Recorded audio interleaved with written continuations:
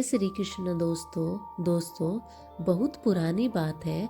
जब एक बार किसी गांव में एक गरीब ब्राह्मण रहता था।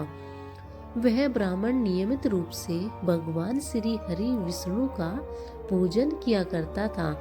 उसकी पूजा भक्ति से प्रसन्न होकर विष्णु ने उसे दर्शन दिए और ब्राह्मण से उसकी इच्छा पूछी।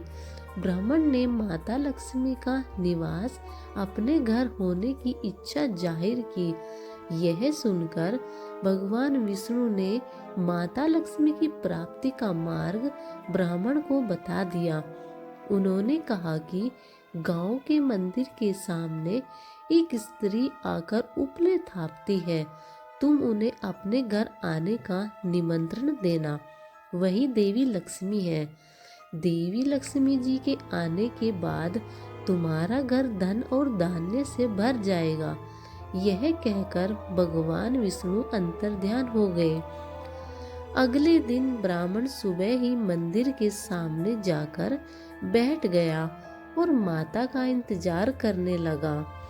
लक्ष्मी जी उपले थापने के लिए आई तो ब्राह्मण ने उनसे अपने घर आने का निवेदन किया।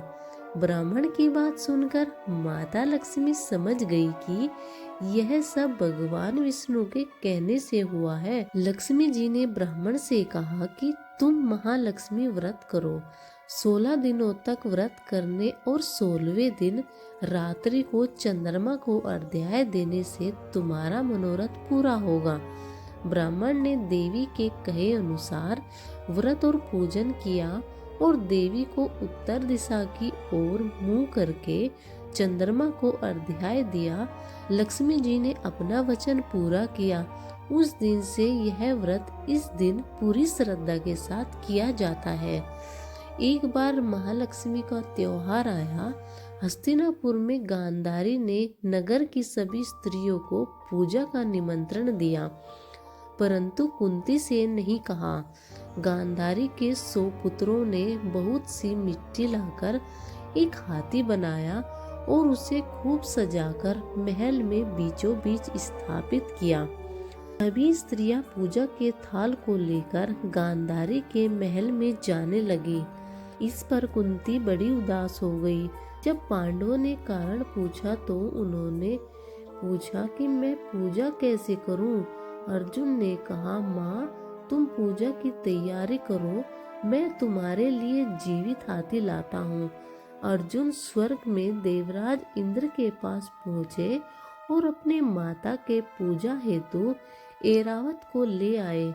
माता ने सप्रेम पूजन किया। सभी ने सुना कि कुंती के यहाँ तो स्वयं देवराज इंद्र का ऐरावत हाथी आया है, तो सभी कुंती के महल की ओर दौड़ पड़े। सभी ने सुना कि कुंती के यहाँ तो स्वयं देवराज इंद्र का ऐरावत हाथी आया है, तो सभी कुंती के महल की ओर दौड़ पड़े। सभी ने वहाँ पूजन किया। इस व्रत पर 16 बोल की कहानी 16 बार कही जाती है और चावल या गेहूं छोड़े जाते हैं। अश्विनी कृष्ण अष्टमी को 16 पकवान पकाए जाते हैं। धन्यवाद।